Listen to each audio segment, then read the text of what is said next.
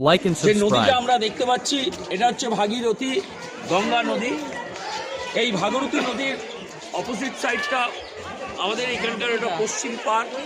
এই ভাগীরথী নদীর ওপারেই ছিল সিরাজউদ্দৌলার বিশাল প্যালেস, যে প্যালেসটার নাম ছিল হীরা ঝিল প্যালেস।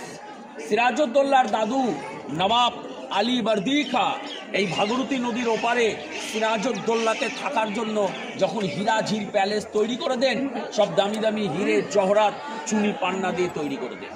রবার্ট ক্লাইভ পলাশি যুদ্ধের পর ওনার সেনাদেরকে অনুমতি দিলেন সিরাজের প্রাসাদ আক্রমণ করবার জন্য।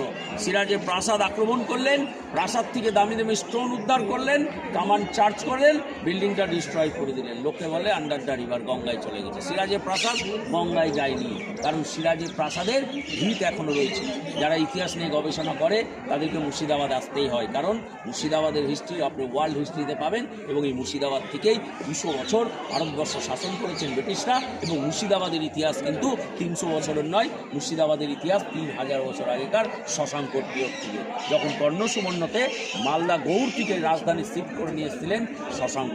অর্থাৎ মুর্শিদাবাদের প্রচুর প্রাচীন ইতিহাস। সিরাজের বাড়ির ভিত এখনও রয়েছে ভাগীরথী নদীর ওপারে, যেটাকে হীরা ঝিল বলা হতো। আর সিরাজউদ্দৌলার অরিজিনাল নাম মনসুর আলী খান বাহাদুর, সেই জন্য প্রাসাদটাকে মনসুরগঞ্জ প্রাসাদ বলা হতো।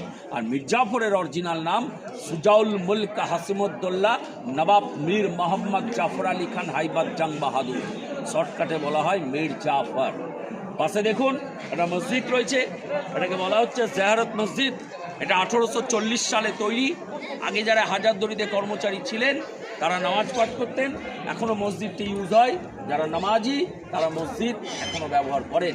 আর গার্ডেনে একটা ছোট কামান রয়েছে, দেখুন এটা কোনো যুদ্ধের কামান নয়, এটা বছরে 1 মাস ব্যবহার হতো, রমজান মাসে রোজা শুরু এবং শেষের সময়। কারণ আগে কোনো মাইক ছিল না। যারা রোজদার তারা সেহরি আর ইফতারটা জানবে কি করে?